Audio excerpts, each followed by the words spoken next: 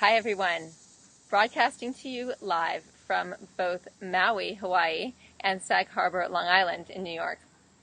So excited to be with Amanda Dennis today because we are going to answer a few more of the questions that you all have been having on the EGD program and also infuse it with some more perspective because ultimately that's what this is all about. We're trying to gain freedom here. We're moving into higher states of freedom. We're releasing the old social conditionings and programs like an overlay that's been on us since the day we were born. It's just been growing and growing and growing, like accumulating toxicity. And so this is another opportunity. We have one every moment we're awake and aware to shed and shed and shed this overlay so we can be free to be who we really are.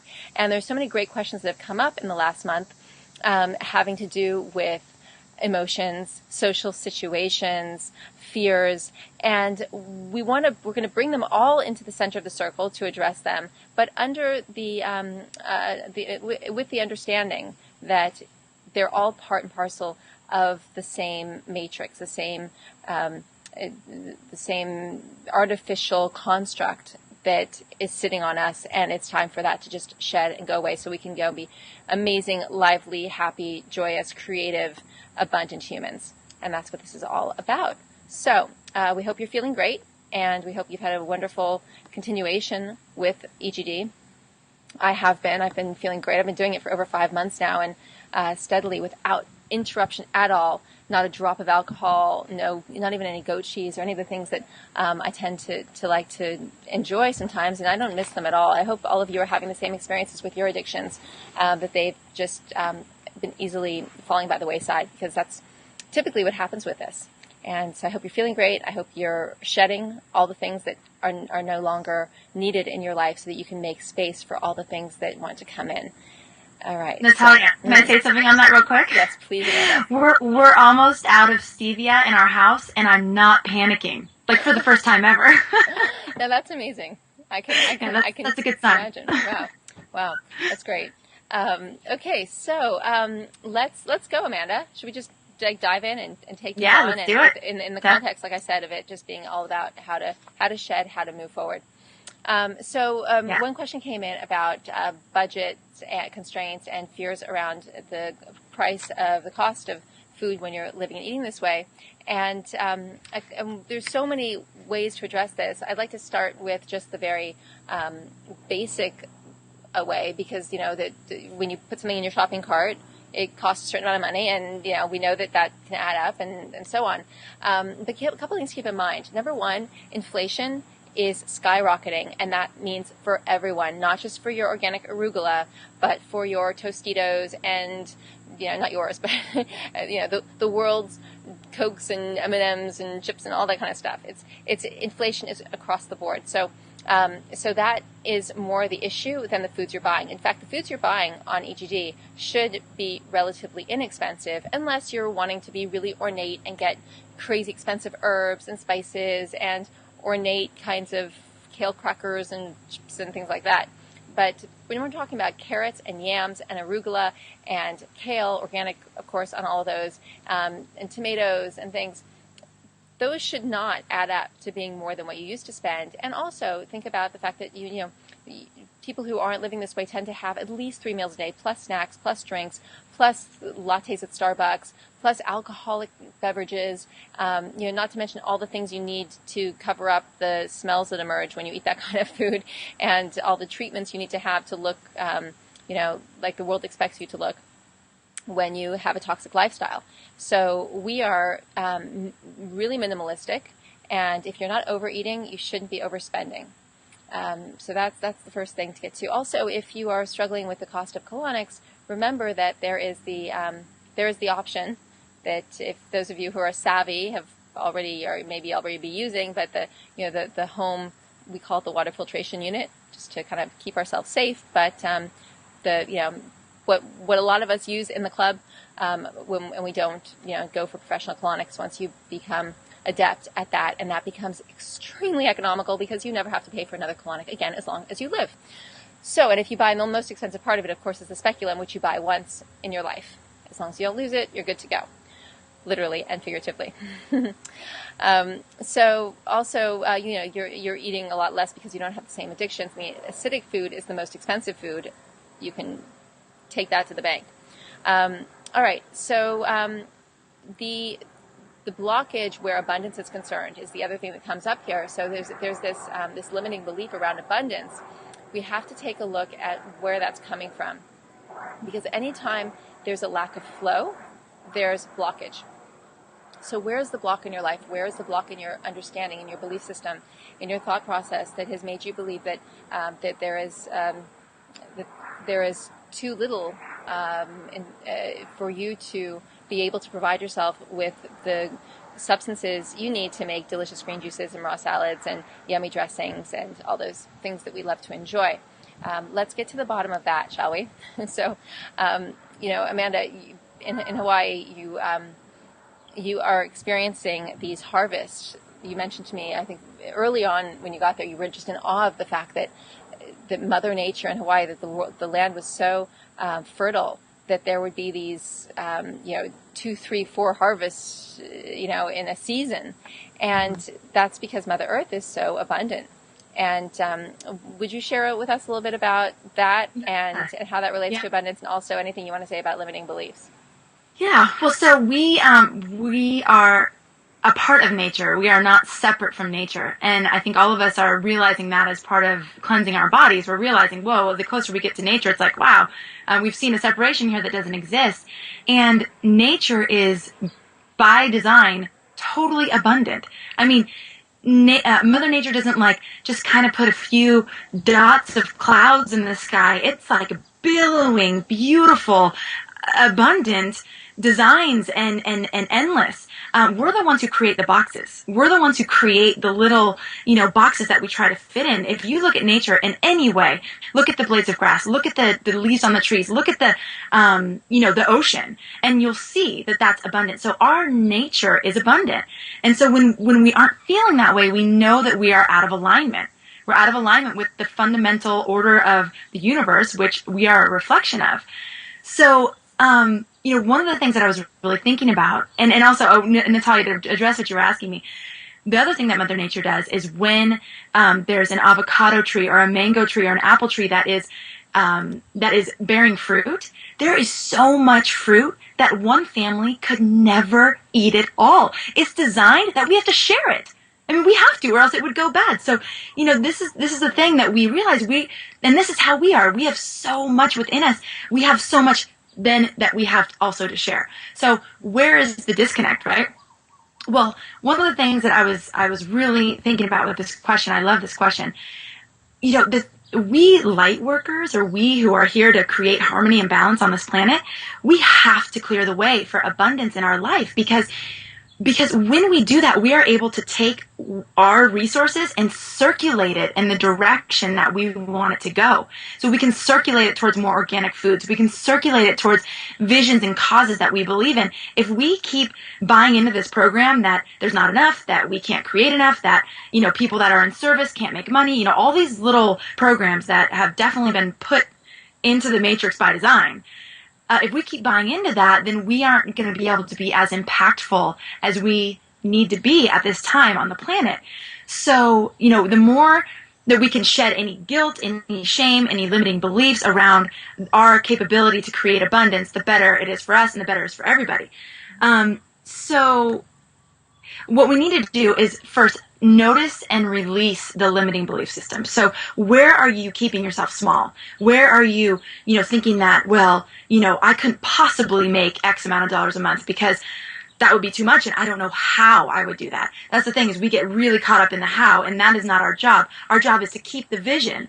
Keep the vision of our life, keep the vision of our bodies, keep the vision of health and vitality and beauty and joy and love and happiness. Keep that vision and allow the universe to fill in the how. And then we take action. We're here to take action. Mm-hmm. We need to clear guilt. We need to let go of the guilt around having money, around calling money forth in our lives. There's no place for that. The quote unquote other team right now has all of the money. They have the balance of power is there. And in this time that we're living right now, we need money in order to bring to fruition our visions, bring to fruition all the things that we came here to do.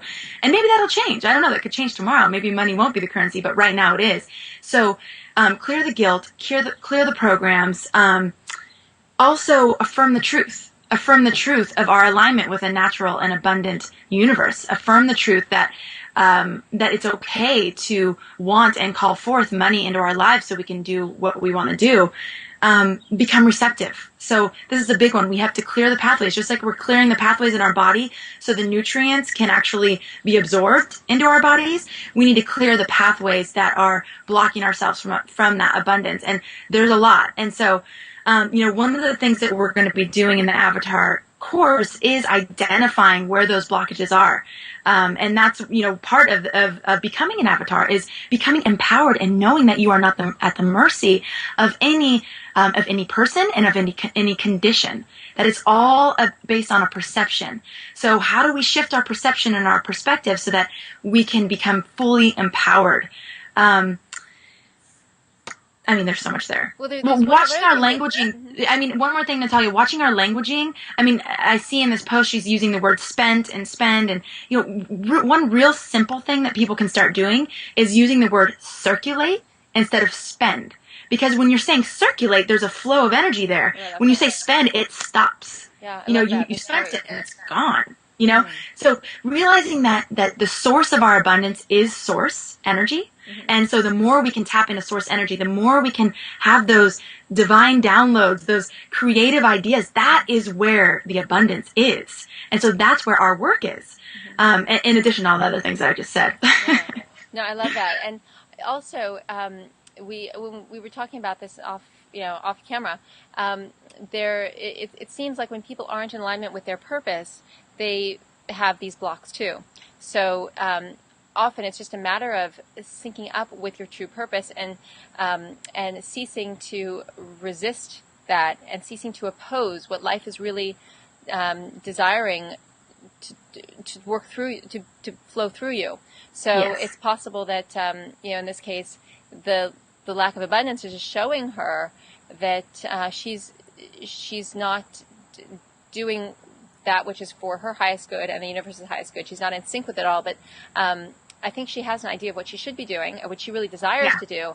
And it's, more than likely that when she syncs up with that desire, that she's going to have everything flow through her, the power of the universe, including all the means that she needs to purchase her vegetables. Well, yeah, she's totally onto it. She says in her post that she is actually moving towards her passion and her dream, quitting her current job. So definitely she's going to have access to a lot more life force energy when her energy is not being sucked by doing something that doesn't feel good for her. Mm-hmm. So now that she's starting to move into alignment, just like you said, now that she's starting to move her life into greater harmony and alignment, she's going to be able to access much more energy that's going to be required to create the kind of abundance that she knows is her right. It really is. Yeah. We have to hold that vision of that very heavy hanging fruit as much as possible, because then the more we sync up with the life that supports the root system that creates those kinds of fruits, the more we will be simpatico with that and receiving that abundance. Because what is it that we really need to spend money on? It's the things the Matrix has told us to spend money on. Those things don't serve those of us who are having a higher vision. They're useless to us. The only things that we need are the things that are good for our sustenance and our shelter, and and our family's general care, and the things that are required to serve in the way that we know we want to serve. So for those people that are wanting to have an impact, there are logistical things you need. You probably need a website. You probably need some people to work with you. There's things we need. Right, so we want to hold the vision of what we're doing with our life. And when we hold that vision, yes, Jason always says this. He says, Amanda, the universe isn't going to give you the car without the keys. So we're not going to have this vision for our life and a calling without the way to actually do it. It doesn't work that way. I love it too. Yeah. So every time we've taken leaps and knowing that it's in sync with the universe, we've always, the flood has been, and I don't just mean monetarily, I mean in every way, new friendships and alliances, and just, just everything that the universe is made of flows. And so, it's there's so much support. Mm-hmm. Yeah, I mean, there's so many seen and unseen beings rallying for us right now to really step up. So when we do that and take bold steps, like she's doing, she's quitting her job. That's a bold step, and the universe meets those bold steps with bold things. I mean, miracles happen. Like you said, people come into your life. It's like it's this perfect design that starts to unfold in your life, and you'll be surprised and you'll be delighted with the miracles. So that's what she's stepping into. And this, I can't pay my groceries, and that survival mode thing is going to be falling by the wayside. So, and that's where we all need to be. We need to be moving from survive to thrive. And again, that's what Avatar's all about. Yeah, we're gonna be learning to overcome the imbalanced aspects of our lower chakras. The lower chakras are very useful when they're in balance, but when they're out of balance, like this kind of fear and lack and all of that, we need to correct that. And you'll learn how to do that, and we'll be living from the heart. And when we live from the heart, everything just opens like a channel, just just explodes. And then there's no question about those lower chakras falling into disrepair and to dysfunction again, because you are a higher state of being is governing them. And you never have to go back to those places anymore where you're worried about those things. And when you're living from the heart, you pull in everything that's resonant with it. So the higher you can build your frequency and the more the higher things that you can resonate with, the more by definition of how the universe works, the laws of nature, you'll just be swimming in beauty and abundance and love and friendship and inspiration. To me, we're talking about what we need as humans. Not only will the things come to you that you need materially, but the things will come to you that you need spiritually and emotionally, meaning great inspiration, creativity, just flowing ideas and connections, epiphanies, just figuring it all out. I think for me, that's the most fun of it all. Every day is a new day to figure even more of the puzzle out. And then it's like life becomes such an adventure. I could never imagine going back to a life that didn't feel like that. No matter what the weather is, no matter what you have on your agenda, how many kids you have to get here, there, and the other place, and groceries you have to buy, and it's an adventure, because in between it and during all those things, you're in that state of being where you're not just sweeping the floor and putting groceries away anymore. You're in bliss. It's in the word that keeps coming to me. It's a rekindling of the magic that we felt in our youth, the magic that we felt when we were kids, when it was like, what's going to happen today? Right. And that's how it is. So I think that's it's so exciting to see where she's going on her path, and please keep in touch, because it'll be fun to hear how it all continues to unfold. Yeah, all of you will be having epiphanies around the limiting beliefs to do with material things, and it's just you're on a great ride. It's all going in the right direction, trust me. Okay, concern about what loved ones eat. It's a mother who is a little, you might say, disappointed in how her kids and husband are eating when they go to restaurants, which is rare, and she tries to keep everything that's in the house, as wholesome as possible. But she's despairing a bit about how the direction of their eating habits, left to their own devices. And there's a journey that we all go on when we change our habits, whatever they may be. For some it might be they stop drinking. For others they might be this kind of work. But basically there's a general pattern that expresses. And so at first there's this self-change, and in the self-change you start to see the world differently, and you see how the things that you're giving up affect people, and you can you really want to share that with everyone. You have this sense of wanting to change everyone, because you see, well, if X plus Y equals Z, then everyone's going to hell in a handbasket. So you want to save them from that, just as you're being to save yourself. But what that can lead to is a kind of self-righteousness, and whenever it's projected on anyone else, it's when we're attached to them changing or the outcome of how they perceive what you're suggesting or how they react to it, if they embrace it, if they reject it, if they, think you're annoying and want you to just then go away and they don't invite you to meals anymore because they just don't want to deal with it anymore. You don't want to be attached to anyone changing. It's the external projection. We change the external by changing the internal. So we change ourselves, and then our life reflects that on the outside. And we don't do it to change the outside. We do it because we know it's the right thing to do in general. So when we don't do that, we go into self-righteousness, and then everybody's put off, and they don't want to be around us anymore. And there's all this conflict. So after that, there's usually the stage of kind of a self-failure when we've done what we can. We've followed this new way of life, and we somehow trip up. We fall off the wagon. And it's only in falling off the wagon that we start to realize what compassion means. We start to be able to I'm sorry. Okay, baby, thank you. Sorry, my sweet son wants to tell me that our cat just caught a mole. Breaking news. Breaking news. So anyway, back to the consumption of animal flesh. So we get on this, we fall off our high horse, and we realize that people have their attachments to things, and we're no better, and we can try, and all we can do is do our best, but we have to bring compassion into the picture if we're going to be successful on any level. So we build ourselves up again with the compassion, and we just focus on our own self-development very quietly, but determinedly going about what we know is right for us. So in and among all of that, it's kind of hard when it's for your family, especially when it's your children. So I've had a lot of experience with that. I have a lot in common with this individual who wrote in, and I really understand it.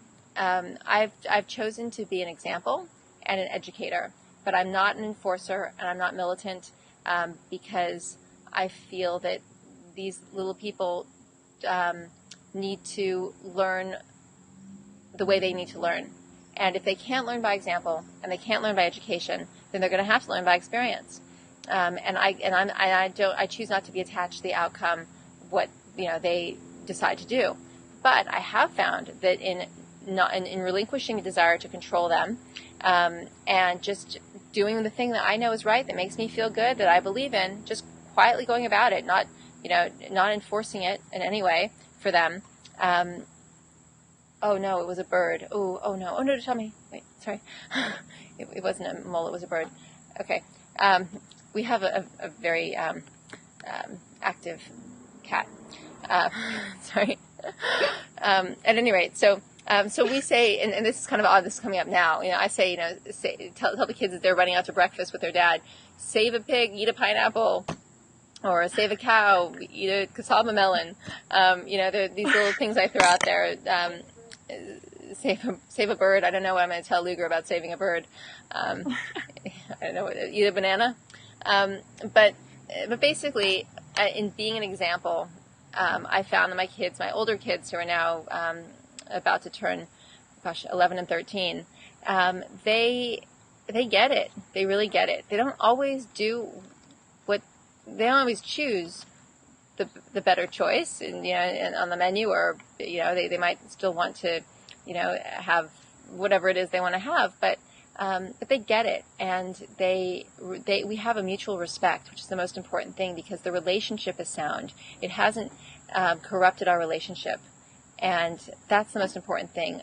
I think in families, what's important is that our kids are centered, that they see what good relationships are made of, and how deep and strong they are, that they see how people can have differences and different ways of living and different ways of eating and doing whatever they're doing. And it's interdependence. It's the concept of unity among diversity, or diversity within unity. And that's what they're going to need to be independent people, to be creative people. If they're constantly told what to do and they have no chance to explore things on their own, and even fail at things. I mean, what is failure really but an opportunity to see further. But, then what are they becoming? We're making little robots. I don't want a robot for a kid. I want someone who's really has a mind that can discern and that isn't afraid of making the wrong decision, that's so dependent on mommy to tell them what to do and what to eat and what to think. I mean, is that really what we want to do, is raise kids like that? It's, that's just not my beat. And I can see that despite giving my kids a lot of freedom and wishing that they didn't eat certain things that they do choose to eat, I still feel like I made the right decision. I'm really happy with how it's turned out. I think, too, this brings up a couple things. The topic of ownership with our children. I mean, we don't own them. I mean, they are individual, sovereign beings that are unique emanations of God, of the divine. And so we are just blessed with their presence, and we infuse their life with love and that nurturing support, but we don't own them. And they have their own thing that they're here to learn, and their own patterns and themes that they're here to work through. So we just do our best to support them in that. And the other thing that brings up for me too is this. I always think about, when people wake up in the morning, I mean, literally, when you wake up in the morning, do you want to be woken up by an alarm clock that's blaring in your face? Or do you want to be woken up by a beautiful classical song or just something really light? And so when we're working with people, when we're just living our lives, do we want to be that, in their face? Or do we want to be the gentle song that is just leading by example, that is, it's just sort of like subtly infusing into their life where they're not even realizing that they're being woken up. Mm-hmm. So there's different approaches, and I think all of us would agree that we would rather have the gentle approach happen to us. Mm-hmm. And so that's how, our children and other people in our lives feel as well. Yeah, it's true. And children will also know and also adults will know that if the things you're doing are making you more harmonious, more loving, more fun to be around, then they're going to be more attracted to whatever it is you're doing. If you're forcing this and you're hating it and you're grumpy, like, how people who tend to diet a lot, they get really grumpy when they're dieting. If you're bringing that kind of energy into it, then they're going to despise, not only they not only going to not want to eat it, but they're going to hate it when you do whatever you're doing, because it's going to be, oh, my mom's going there now. This is going to be a hellish week, she's doing another cleanse, dear God, and you want to, if you're doing what you love and it's feeling great and it's really authentic, then you're going to be in this space where you're more like, Mary Poppins than, what's the opposite? Like the Wicked Witch of the West, you're just going to be fun and lovely, and they're going to see, well, here's my mom, and she's really nice, and she's really loving, and she's really wise, and she listens to me, and we have a great relationship, and maybe what she does is kind of part of it, but that doesn't really matter. It's just, but if they see this, Wicked Witch mama who's just, I gotta get my green juice, who took my macadamia nuts, then it's like, they don't have anything to do with you. So, again, it's the case. It's the universal law. I can't express this more powerfully. That when you are in an inner space of beauty, that everything around you reflects that. It cannot but do that. That includes your kids. And trust. Another thing, we were talking about the abundance that comes through. You've got to trust that. If you're aligning with the universe and you're not trusting it, you're not really aligning with it, and it's like this, I'm so scared, but I'm going to try to do this. That's not the real thing. That's not what we're doing at all. You're not going to have the benefits. What you do is you see yourself as pulsing with it. You're in a unified field with it. You support it, and it supports you. Neither one is trying to be supported or acting out to deliberately do anything but sing the song together. Sing the song of creation together. So you're basically becoming a part of the choir, the chorus of creation. It's as simple as that. And when you do that, it all unfolds. And then your children have to feel that, and your vibration is going to affect them. So wherever they are, if they're suffering from a physical, mental, emotional problem, if they're having insecurities, whatever it is that's going on in their life that might be out of flow, they're going to be able to be tuning to you. You're going to be this tuning fork that's just going to adjust them. They won't even know what's going on. You're going to be healing your child by healing yourself. because they're going to be in your field. I mean, how powerful is that as a parent? Let them have the burger. Let them have the hot dog. I mean, it's not nice to watch them do that. I know. Trust me, I know. But they're in your field, and you have more power than you think you have in ways that most people don't even know exist. I love that. I have something to add, but I just kind of want it to end with that because it's so good. Well, thanks. I think everyone would like to hear what you have to add. Okay, right. Okay, well, there's this Hawaiian kahuna that I've worked with here, and he says, all women suffer from control exhaustion, and all men suffer from rejection fatigue. So this is an opportunity for us women to learn the art of allowing, and it all goes back to the trust. I mean, that trust that you're talking about, it all goes back to our willingness to trust in a bigger order and to trust that our children also have divine guidance. I mean, so the more we tune into our own divine guidance, our own intuition, our own instincts, the more we can trust that they also have that connection. So whether or not they're making the decision right now, someday, you know, it will become more clear for them. But this is an opportunity for us to practice letting go. Because what is transformation? What is evolution? It is letting go of stripping away all the things that don't serve us. So we better get used to it, and we better get good at it. And this is just a really obvious place in your life that you can practice that, the art of letting go. Mm-hmm. Wow. I feel sad that my husband might feel rejection, exhaustion. I know. Shame. Rejection fatigue. Yeah, because they try to do things and we're trying to control everything. So whatever they try to do, we're trying to control it. So it's just like, boom, boom, boom. Yeah. Wow. Okay. I'm gonna think about it. Yeah, I'm gonna try and lighten his load of rejection. I'm gonna be so accepting this weekend. Okay. Lawrence is gonna love me. I know. All the men are gonna love me. Yeah, all the men are gonna love you. They already do, Amanda. Please. Okay. Okay, so desire for indulgence. Okay, there's these two that are interconnected, and basically, whether you're having a PMS attack or you're having some sort of emotional reason for eating, or you're feeling like you deserve something more indulgent, whatever the case may be. Sorry, that's great, baby. I'm doing this now. Okay, we can do it after. I told you not to interrupt this, okay? Yeah, okay. All right. Yeah, okay. Thanks. Sorry for the interruption there. My daughter is making these beautiful shell clips, and she has to deliver them to the stores that are selling them in town today. So I've asked her to just give us a little bit more time. Okay, so all right. So this whatever reason. Let me just recap. So maybe okay. There are all these reasons that people tend to feel they need to indulge. It may be for PMS. It may be because they've had a hard day. It may be because they just feel darn it that they need to have more deliciousness in their diet. There's so many reasons for it, and we get these kinds of emails all the time. And what I want to impress upon everyone is that as much as it's hard to be the messenger of this, it's true. And you might not want to accept this now, but just keep it under your hat. Just file it away for a day when you're ready to hear it.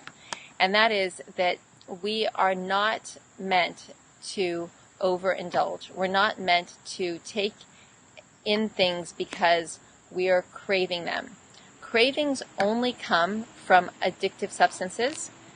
Addictive substances and substances that make you crave are all acidic substances.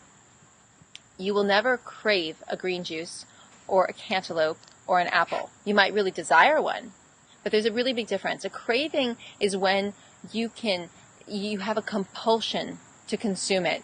You can taste it, you can smell it, you can feel it in your veins. It's just running through you, and you have to have it.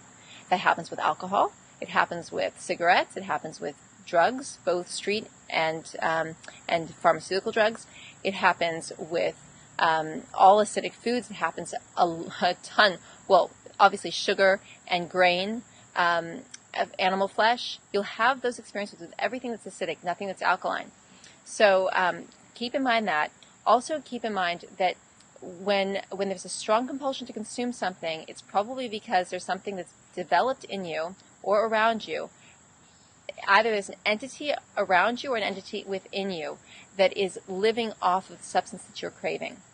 That is the time to be on above any other time to abstain from that, because it's when that entity is calling out the strongest and saying, I got to manipulate you into getting this into your system because that's what I used to live on. That's when you say, oh, really? Well, then you're about to just be deleted because you're not going to get what you need, and you're going to starve, and you're going to die. Love you, but bye-bye. And that's what will happen if you starve the craving. If you don't, then the entity, again, without or within, will continue to survive and thrive and keep to take over real estate in your body and give you directives to consume things that are not for your highest good.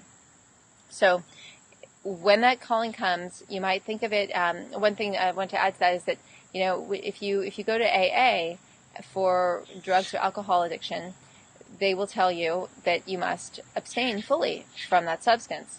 Now, people say, well, if only I was a drug addict or I was addicted to alcohol, that would be easier because in the world, people don't have to drink and do drugs, but they do have to eat. Everyone's always eating. And so the argument is, well, it's impossible to not eat. Well, that may be true, but it's not impossible to not eat the things that are addictive. So you must treat those things that are addictive the same way that an alcoholic would treat a drink or a drug addict would treat a drug. And you completely abstain from it. So in that way, you can actually use the same tools as alcoholics and drug addicts use when they become sober. It's a matter of truly becoming sober, again, because as long as you're addicted to these substances and they're driving you, you're not in a sober state. Yeah, well, and the thing to keep in mind, too, is that the physical, mental, and emotional bodies are all mirrors or directly reflecting that the things that are happening on the physical level are also happening in those bodies as well. So when you abstain, when you don't give in to the craving, what's going to happen is you're going to feel the emotion bubble up to the surface that you have been trying to suppress, or that you've been trying to numb, or that you're running away from, because there's some program in you that you can't handle it, or that it's too much, or that it's too overwhelming. So this is great because this helps you to bring your evolutionary process even further, because you're no longer suppressing those emotions, and you're allowing them to come up to the surface. And when they come up to the surface, you can shine the light of awareness on them, and then you can consciously choose to release those things. So no longer are, physical entities running you, and also no longer are emotional baggage or, stuffed and accumulated and toxic emotions running the show. So it's a process that's happening on all levels. And by giving yourself the opportunity, by abstaining, you get to see what's really driving that, which we all need to do. If we don't see it, then it continues to operate behind the scenes without our awareness of it. So on all levels, this is definitely a good approach. Yeah, that's so important. Thank you, Amanda. Okay, quick question about discrete colon cleansing. Someone's asking about whether it's okay for her children to see her when she's doing her colon cleansing routine. And, it's the kind of, how can I put this? Each family is different. There's a lot of things that go on in families that are, how can I put this? Let me restate. Let me speak from experience. I don't know if you want to hear my experience. Okay. When I got into colon cleansing, this is a tricky one. I said it was so easy yesterday, but let me try and restate. I can start if you want. Okay, go ahead. I'll just tell you what I've done. I mean, at first I was really hesitant about it, and I would try to hide, and but then I was like, you know what? This is real. I am okay with my kids seeing the real aftermath, the sort of war zone of what happens after we put toxic materials in our body for 33 years or whatever I did. So it's okay for me to see them. And I say, the reason why mommy does this is because she didn't put good for her body foods and drinks and substances into herself. And so now she needs to help her body clear all that out. And because you eat so great and you eat your fruits and your vegetables and your smoothies and your juices, you aren't going to have to do this. So it's I don't use that as a fear tactic, but I use it as like, this is the reality. And this is the kind of ugly truth of what happens, behind the scenes when we don't take care of ourselves and when we don't live in alignment with what is natural for our bodies. Mm-hmm. So to me, I don't have an issue with it, but, everyone has their own take. Yeah, I think we all need to just loosen up. It's like everyone's so serious and posturing around things. I mean, you can be so meticulous about brushing your teeth and showering and using all that Purell garbage and, all this stuff we use to kill germs and to wash ourselves. And yet the irony is that everyone's like just this septic tank inside. Do we want, by just keeping that covered up, we're keeping the lie alive that you can keep yourself clean by cleaning on the outside. I mean, boy, my kids came with me to Gills for years until I got my own home unit going, and they are no strangers to the workings of these things, for better or for worse. They could probably administer one if they had to any paying client. They're ready to go. But it's an education that they wouldn't have otherwise. An anatomical education, an education, as you said, about what the accumulation of these acidic substances causes in the body and the amount of it can obstruct the functionings of the body. It's all part of their vocabulary. I think they're better people for it, frankly. And I think it's just important to live as parents. We have to be fearless about the things that need to be liberated, and we have to be protective over our kids with the right things, not with the sort of superfluous things or the things that keep the lie of the matrix alive. So I say, and I've got the product of two kids who are, one who's about to be a teenager, and there's no harm done, It's maybe the best way to state it. If anything, it's all good. It's fine. But you must make your own judgment as a parent. That was my judgment call. And it's also about convenience. It's about the fact that, not everyone has hot and cold running help to watch your kids while you do the things you need to do.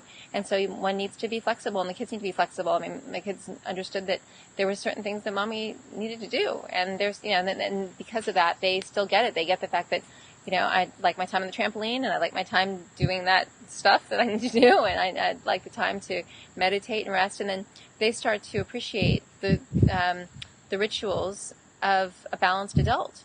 And then they see other things going on in other households, and they can, that's what their young minds do, is they compare and contrast, and they pick up all the signals, and there's, they're these little sponges. They're just analyzing all of it and absorbing all of it. So I think it's been a really healthy part of their upbringing in its own way. So there we are. Okay, so the next one, Amanda, is on extreme anger. And there's so much I would love for you to tell us about why this comes up when detoxing, when in the midst of detoxing, and how to work with it, how to value it, and how it can also affect one's appreciation of these lighter foods and the particular dietetic nuances that are part of EGD. Okay, so remember that when we're cleansing the physical body, there is a simultaneous process happening on the emotional and mental level as well. So you cleanse the physical body, and you're cleansing all the accumulated waste. And what's happening on the emotional realm is that you're also having the opportunity to cleanse and clear those things as well. So what happens is people start to experience emotions that they didn't even realize were lying beneath the surface. And in this case, the anger is basically probably due to the fact that she has been suppressing her voice. So she, from an early age, whatever happened, it wasn't safe to express her truth and use her voice. And so what happens is a very predictable cycle. We withhold the truth. We withhold how we feel. And then what happens from that is we begin to withdraw. So we create a chasm between ourselves and probably in this case her parents or, other relationships. And then what happens after that is we then begin to project. All the things that we have been withholding, we begin to project on the world outside of us. So now the anger is directed at the, poor cell phone person that is just following orders, or, all that anger that's within is now projected and it's everyone else's fault. But really, if we trace back, we can see that anger is ours, and it's anger at the fact that we have not been expressing ourselves. We have not been stating our truth. Mm-hmm. So there's a lot of different emotions that come up. It's not just anger. There can be, sadness and jealousy and rage, and but this is part of the detoxification process. Consider this like a detox symptom. We talk about pimples coming and headaches and migraines and things that can happen. This is just toxic accumulation coming up to the surface to be released. Yep. So it's not to get stuck in. So I think the fact in this case that this particular woman, she's beginning to use her voice, that she did that by expressing how she was feeling in a very truthful way. That's a huge step, because now and at first we sort of fumble around. I mean, and it can look ugly. I mean, sometimes Jason and I say, there will be casualties. And that's just kind of part of the process. Mm-hmm. And they don't have to be lasting casualties. They definitely can be resurrected. And the relationships that matter will be able to work, will be able to contend with the things that come up for you. But these emotions that come up, they're coming up. They're not to be run away. If you run away from them, if you hide in the sand because you think you can't handle whatever's coming up, what will then happen is you will go back into the physical, you will go back and do the things that you were doing before to suppress and numb. So this is the detox-retox cycle. Basically, you make some leaps on the physical plane, and then these emotions come up. It's like, oh my God, I can't handle that. So then you go back because you think you can't handle it, but you can. They wouldn't be coming up if you couldn't handle it. We're never given more than we can handle. So it's just having the tools, having a supportive community like she has. When she reached out to EGD, she was met with this showering of love, which was so beautiful to see, because that's what we all need to know, that we're not going crazy. We're not losing our mind. We're not, these awful, rageful people. This is just stuff that needs to come up and out. And then once this happens, then there is space within her being for the trueness of who she is to really start shining forth. The joy, the bliss, the creativity, that abundant nature is able to come through. But it can't with all this toxic emotions. So let it out. Do it in a safe place. Do it with people that can hold the space for you. Again, that's something that we're creating as a part of Avatar, because everyone needs it. We aren't meant to do this alone. We are not meant to do this work alone at all. And many people don't have people in their geography or in their families that really know how to hold space. They go into worry, they go into fear, they go into taking it personal and feeling rejected. They go into their own pain bodies. So we need to have space held by people that are not going to get pulled into our drama, that are going to help pull us out of the drama. And that's, one of the reasons why I felt so called to do the Avatar class with Natalia, is because of how important that has been in my own journey. To have people around me, to have guides, to have people to hold my hand.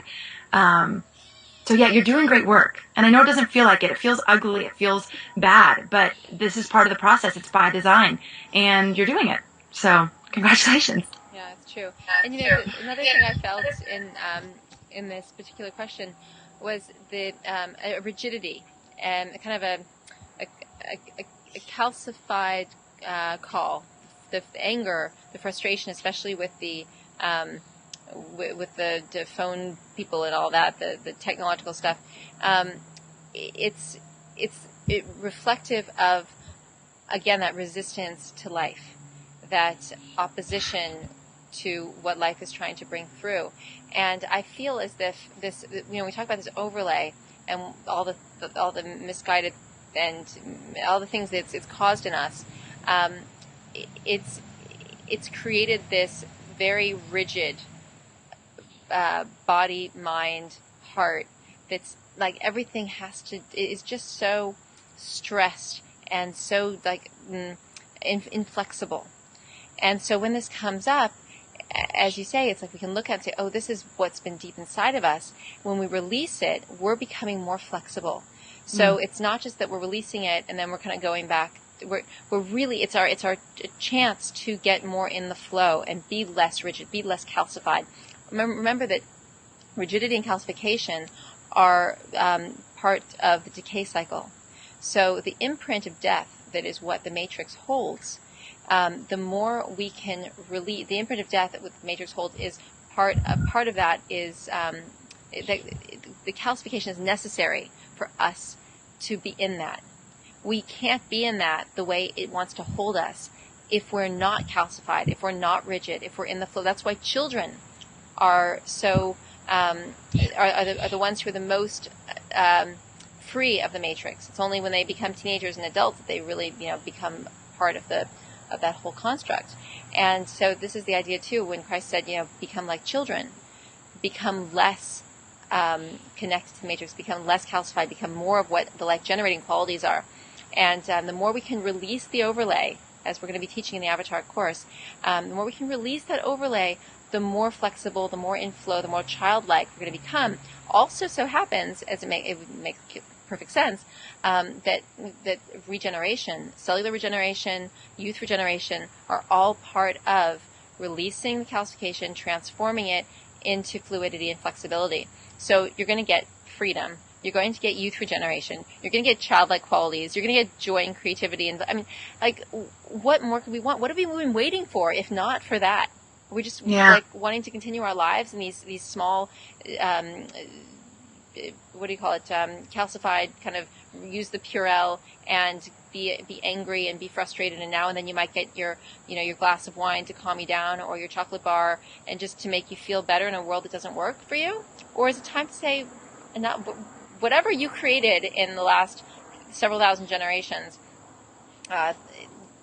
that's no longer relevant. That's not for me. That's not the kind of human I want to be. I've seen where that leads, and I have my sights set on higher things, on more fluid opening, unlimited creative visions. So, and that fluid opening creative is also in alignment with the feminine. Mm-hmm. And we have been so conditioned in a very masculine, linear, left brain. And I don't mean to say everything. I'm not talking about male and female. I'm talking about qualities or essence. Mm-hmm. We're so conditioned, and that's where our controlling comes in, and all of our, numbers, they're not adding up, and all that.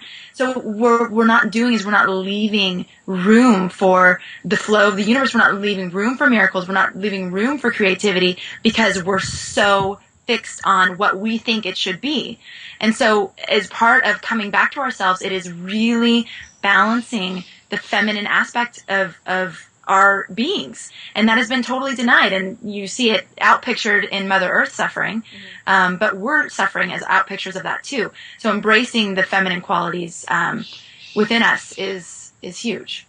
Yeah, that makes perfect sense. Rigidity being the dysfunctional male energy, and fluidity being the great goddess energy, functional. Yeah. And beautiful female energy. Okay, so a few things I'll just run through here to answer a few questions. Someone's dropped a lot of weight, 20 pounds in a little over a month, but there's some loose skin. That will tighten up as soon as the organs get what they need. The body's always triaging, so it's going to heal the internal organs first, but the skin will be beautiful and tighten up. You'll see it will happen. Just stick with it. Having bad breakouts. This individual's never had breakouts before, but now is having breakouts, particularly around the neck area. So that's poison's pushing through, but it also, because it's around the neck area, makes me think that there's some need to express, and this goes right back to these things that come up on the emotional and spiritual level when we do this kind of detox. There's probably something about the voice being unexpressed, having been repressed, that doesn't want to be repressed anymore. So this is a time to consider what you may have always wanted to say, been afraid of saying, been concerned about how people might react to what if you said, that sort of thing. But basically, if it's coming up in a physical symptom, there's other aspects of yourself that are related to it. And keep in mind that if it is trying to move its way out, you've awakened poisons that are physical as well that may need some more help getting out. So, of course, the colonics and enemas are your friends there. Okay, trapped gas. The best way to remove trapped gas, as you guys know, is by using the hydrogen peroxide in your enemas. Use them in your colonics if you can. The hydrogen peroxide is the magical gas releaser. Okay, bloody mucus during colonic, that can happen. It can be very benign polyps moving out, or it can be that a little mucosal discharge at the end of a colonic is usually an indication of a very powerful colonic.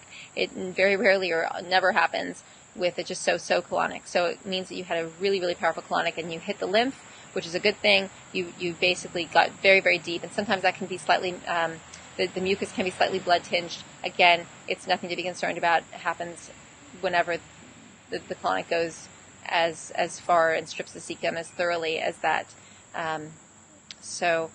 Spotting between periods can occur also with an amazing colonic. I can't tell you exactly why, other than possibly that the body is able to release any kind of residual holding from any orifice, but that does happen. So it happens. The deeper the colonic, the more likely you're going to be to have a little bit of spotting. But it's going to be barely noticeable. It'll be something like when like it'll be there and then not there. It's not going to stick around. It won't be a heavy spotting.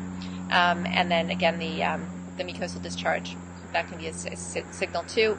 And you're probably feeling high as a kite if you're having this experience, meaning that you're feeling light as a feather. You feel so well, and and that's your indication that nothing's going wrong inside. So, all right.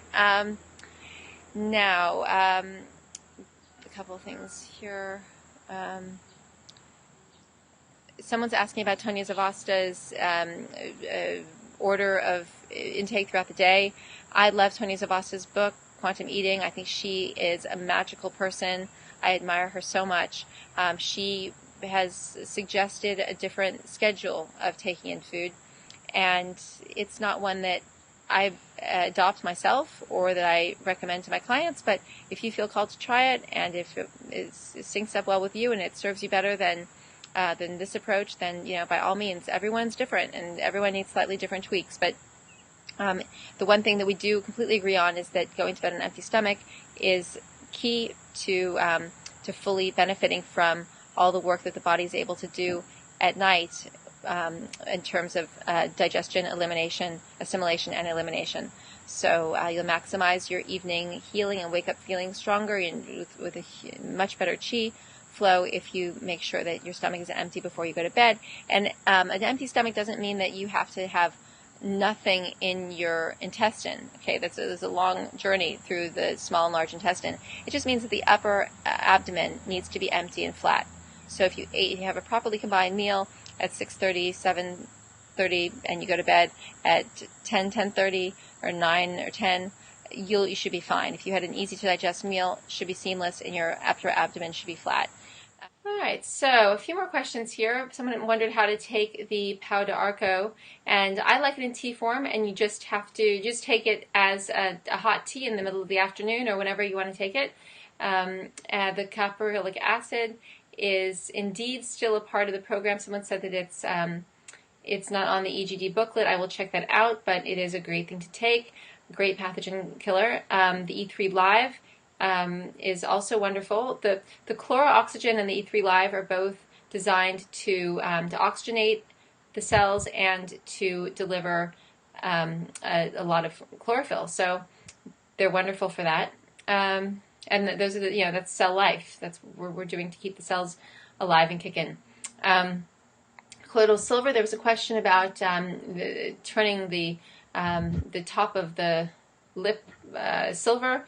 That would only happen if you weren't eliminating well. If your system is open and clear and flowing, that won't occur. That only occurs in people who are living without eliminations, living without colonics and enemas. So the accumulation, the colloidal silver can accumulate in the waste matter. And that's one of the things that the colonics and enemas are so important in preventing. The more accumulation there is in the body, the more you're going to hold in the body anything you take in from the outside, and the concern being taking in pollution and breathing in fumes and the fungus and the mold that we breathe in cities, and from fuel in the backs of buses and cars when you're trying to maybe ride your bicycle or get a walk outside. If it's pharmaceutical drugs or anything that that comes into the body that's not ideal, will accumulate in the matter, and anything that comes into the body that is that has a tendency to store will store if there is accumulation. But if there's no accumulation, there's nothing for it to sit in, and so it's going to leave with everything else that leaves. And that's why it's just so important in this day and age, to ensure that the waste is not accumulating. But if you're doing it right, the colloidal silver should not be a problem. And if it is accumulating, or if it is showing itself, then stop taking it and do some releasing, and you'll be fine. This is not a permanent thing. It's only permanent for people who don't eliminate. Okay, someone was confused about what the supplements actually do, which I thought was a kind of a cute question. But basically, they do different things.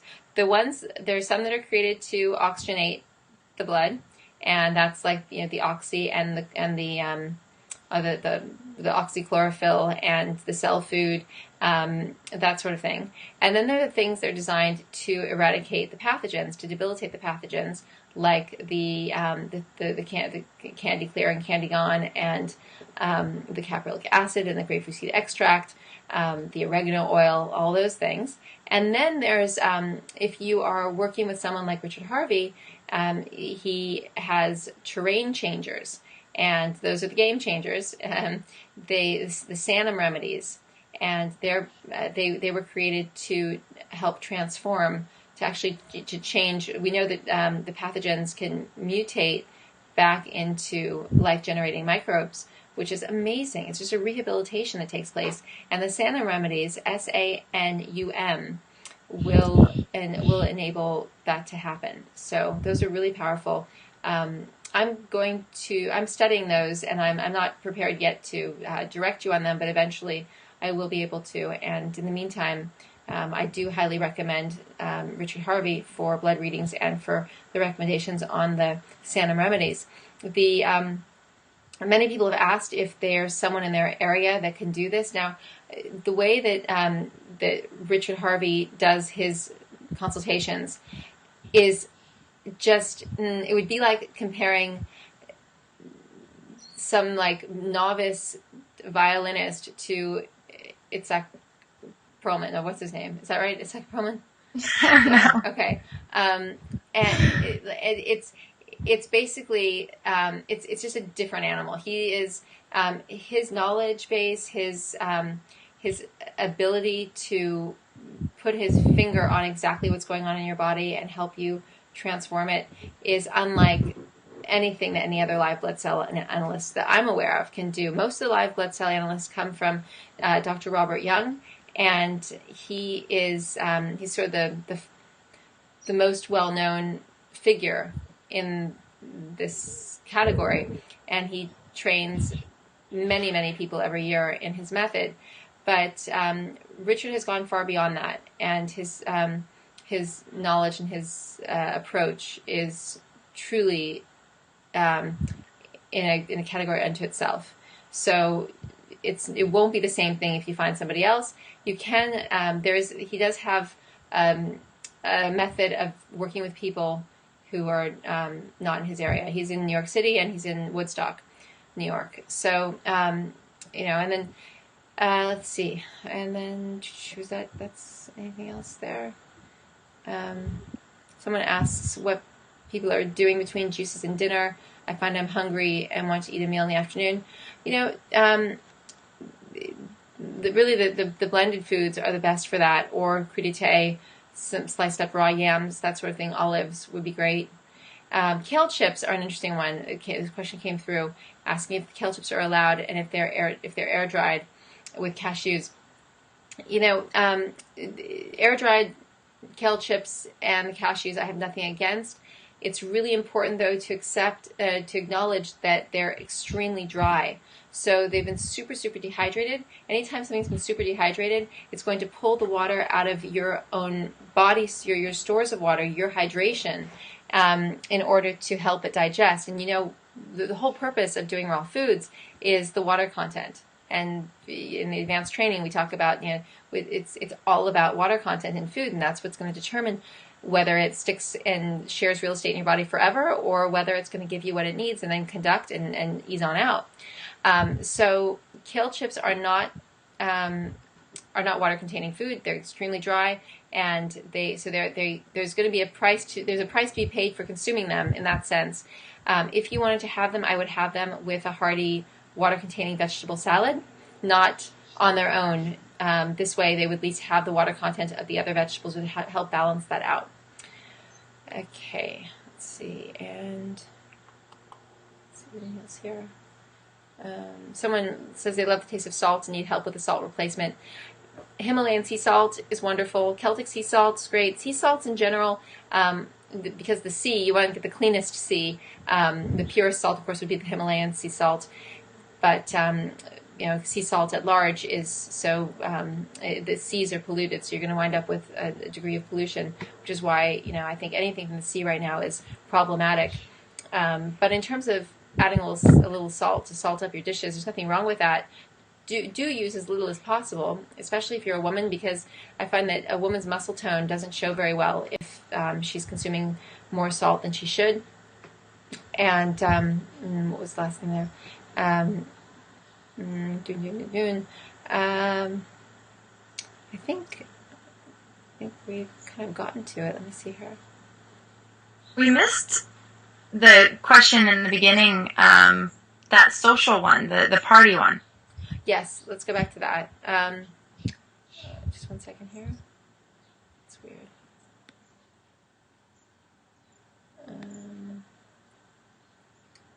Okay, there are a couple I'm going to skip too. I'm going to skip the colonics for youth. There's this one instance. Let me just read this out loud, see if it's worth addressing. Where do you think the concept of rewilding the human race fits into this protocol? Can you speak on universal natural law? During our one-on-one, we briefly chatted about how this protocol has really inspired me to extend this life-regenerating way of eating into a whole lifestyle. I would love to be able to offer people solutions to detoxify their diet, home, fashion, cosmetics, and entire life. My vision is to create this lifestyle based on the nutritional teachings of Natalia and the rewilding concept. Basically, I want this lifestyle to benefit humans as well as the plants, animals, and our whole environment. My role would be a life-generating life coach, for lack of a better term. I'm planning on getting my CN license and would love to take Natalia's advanced training course next time she offers it, so that I can be Rose certified as well. In the meantime, is there a way I can purchase her advanced training class notes? I don't think so. I mean, one of the things that when rewilding comes up, one of the things I would caution people against is going backward. Yeah. This work is about moving forward, and there are a lot of qualities that that we have when we're truly wild. It means we're in the flow. It means we're free. But we don't want to look backward. We want to look forward.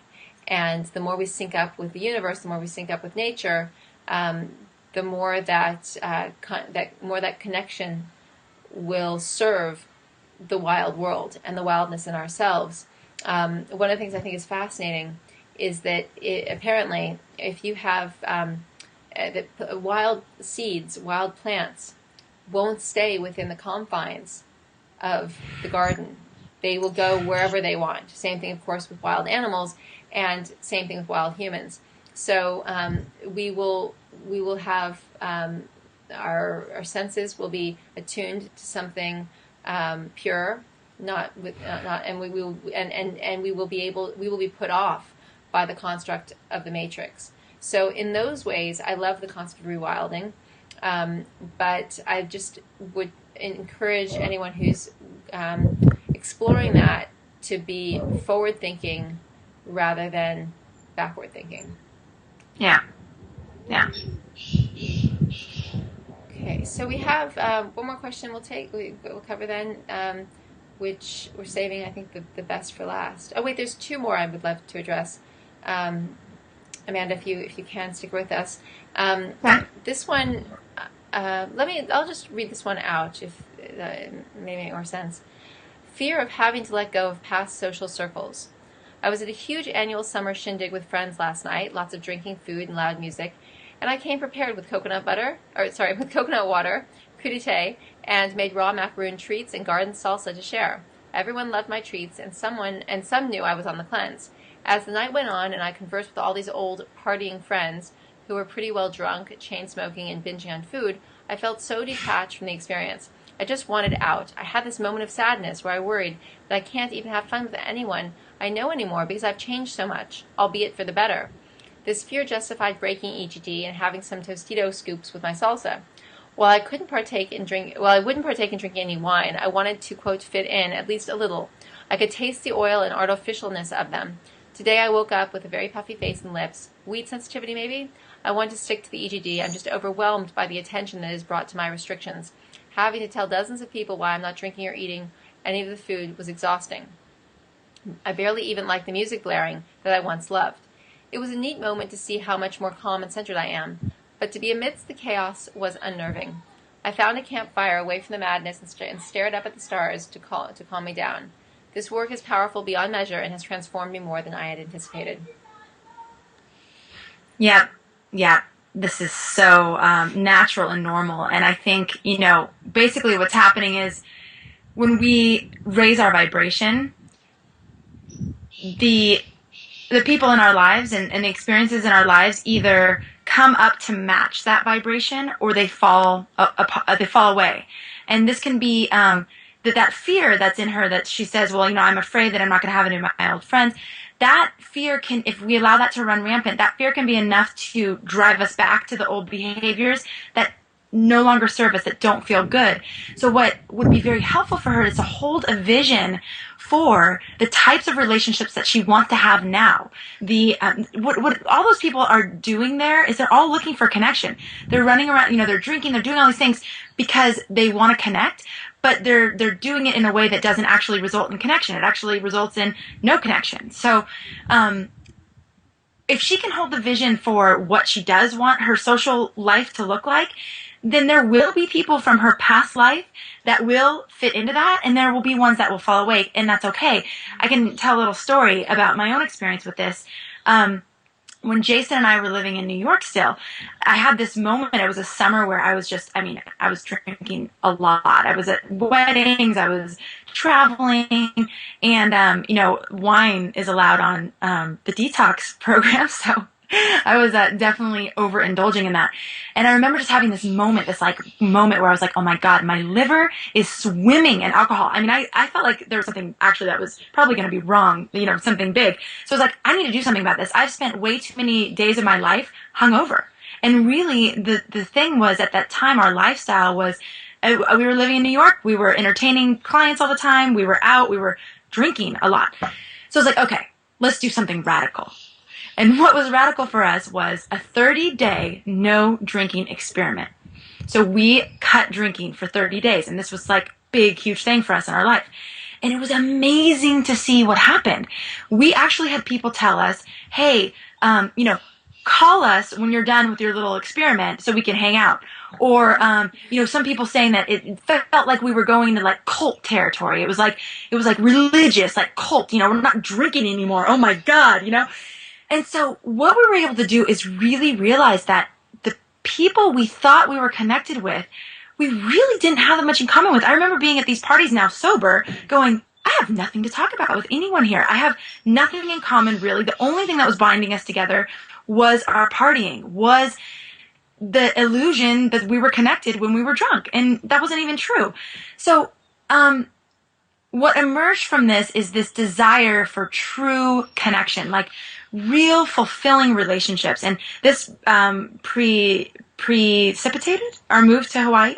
When we moved to Hawaii, we had this vision of a community of people where we could hang out. And whether or not there's alcohol there doesn't really matter. And people aren't going to be asking us what we're eating. And people aren't going to be asking us why we're not drinking. And people aren't going to be doing things that are just so not in alignment with the direction we were going. And that's what we found. Literally, I've been shocked to be at parties where there will be like maybe a bottle of wine and there's like still some left at the end, with like 12 people sharing it. It's like, oh my God, this is no longer the focal point. The focal point is us connecting and conducting energy between each other as human beings. And it's so refreshing and it's so beautiful. And I just want you to know it's possible, even for like a quote unquote party girl like me. I mean, I really came Irish family. I mean, I came from that environment. And now I can honestly say that I choose not to drink anymore because I feel it lowering my vibration. And when it lowers my vibration, I don't feel good anymore. I can't access my creativity. I can't do the things that I want to do in my life. And so it's no longer worth it. But that's been a long process and a long journey. I just want you to know it's possible to be in relationships where it doesn't matter. It's not important. And that's where we're going. I mean, that's really where you're going. And you'll see that you'll want all the outpicturings of your life to be in alignment with how good you feel inside. So your job, your relationships, your home, all of it. The more clean celled and more clear of all the toxic emotions that you get, the more in alignment all these areas will demand to become. And so it's us just getting out of the way and saying yes, even though sometimes it seems scary because we know our old friends and we still kind of like them. And, we know them, but there's something else waiting for you.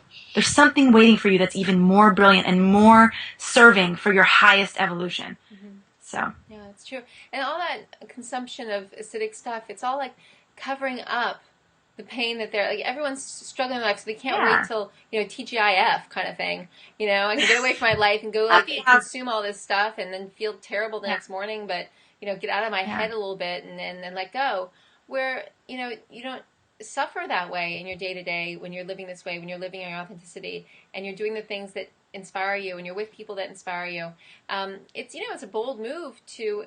You don't really do anything. You just allow things to shed. And it's a bold shedding because it's allowing this to fall by the wayside as you move into something else. Like it's like if the caterpillar stayed in the cocoon, he'd never get to be the butterfly.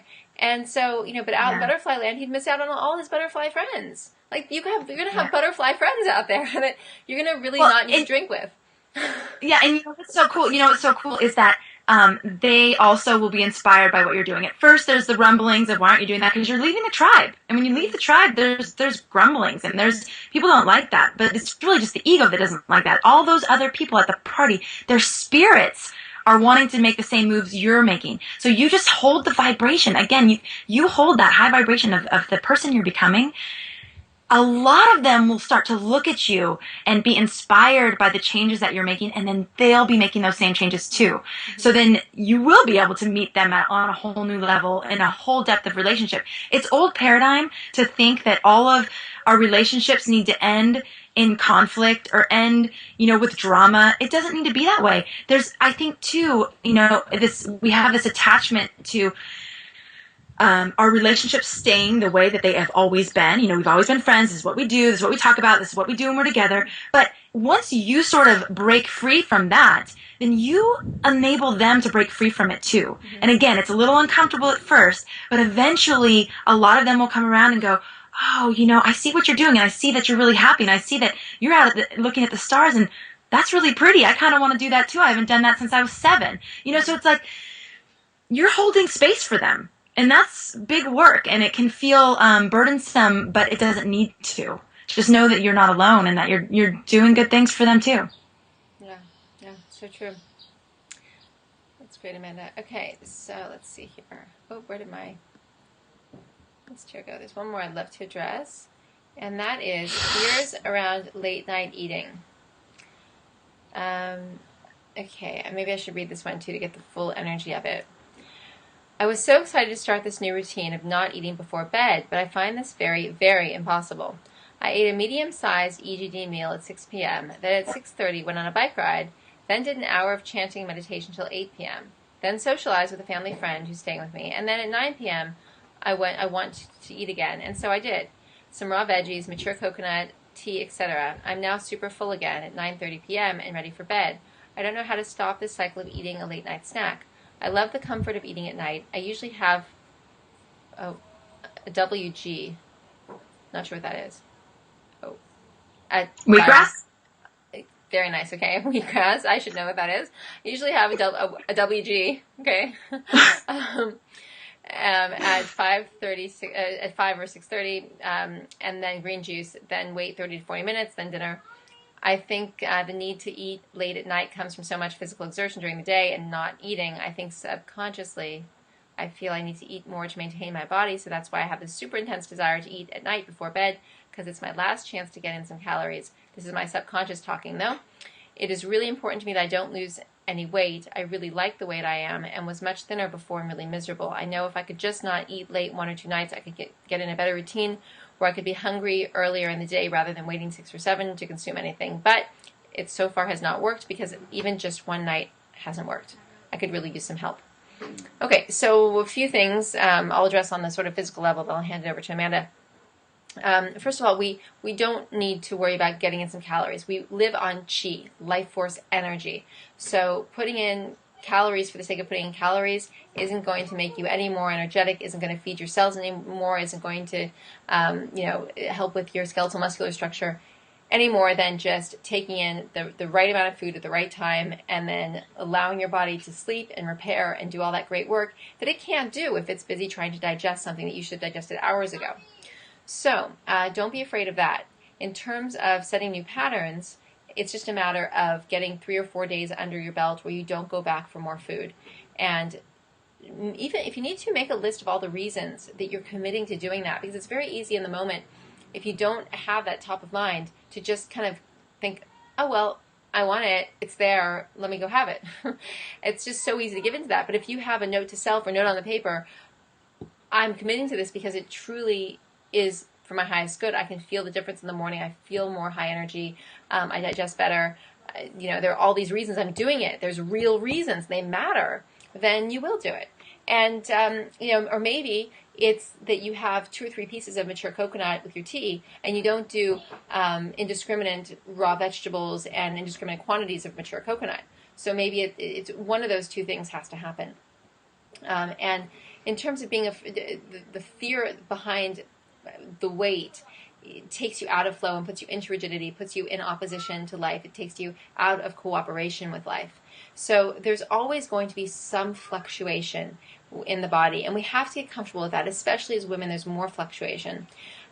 We have to know the things, the markers of us being in our greatest health, so that when there is some fluctuation, we will know it's natural fluctuation. So we mark our energy. You might use things like how long you can jump on the trampoline, how long you can stand on your head, how patient you are, how centered you are, what your energy is like. Those things can all be your markers. And then if there's small fluctuations, a little bit less one day, a little bit more one day, I'm talking about just 2 or 3 pound fluctuations, then that's normal. And just trust. Oh, I think my time is almost out. Baby's getting ready. Really. And so, sweetheart. Hello, darling. Oh, that's the best. So then, anyway, these things will all. Don't worry. Don't focus on the weight. Those are all the old energy things. We don't do that anymore. They're part of the matrix construct. They're not about where we're going. Focus on creating lifestyle habits that make you feel great, that give you great chi flow, that enable your body to do what it's designed to do, to heal you and keep you in a state of constant regeneration. Okay. Yeah, and I just wanted to say, just check where the fear is coming from. Is there fear that if you don't look a certain way that you're not lovable? If you don't look a certain way, you're not valuable? I mean, these fears are coming from deep, latent places within us, and a lot of us women, we share these fears. They're collective. So if you can identify where that fear is, where that real anxiety is coming from, like if I don't look a certain way, then what? What is the then what? Then you can allow yourself to address this in a loving way, which is what we want to do. If we're addressing it in a fearful way, then again, our actions are distorted. They're not pure.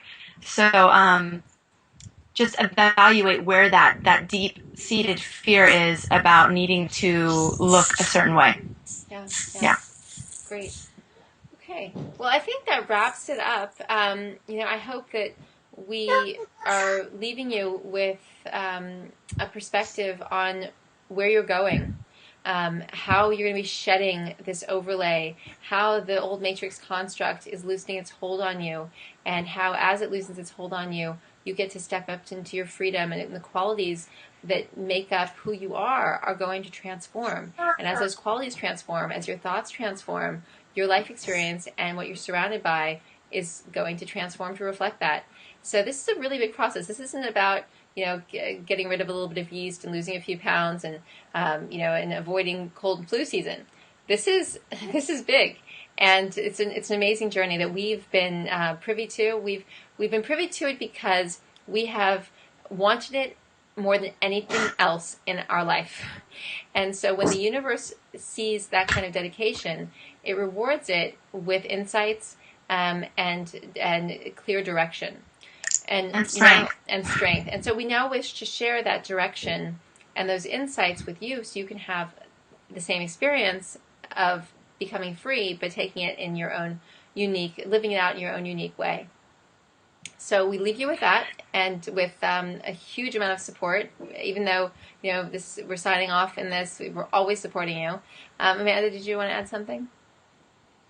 Yeah, it's something my brother said to me one time when he just was noting or acknowledging all the changes that had happened in my life.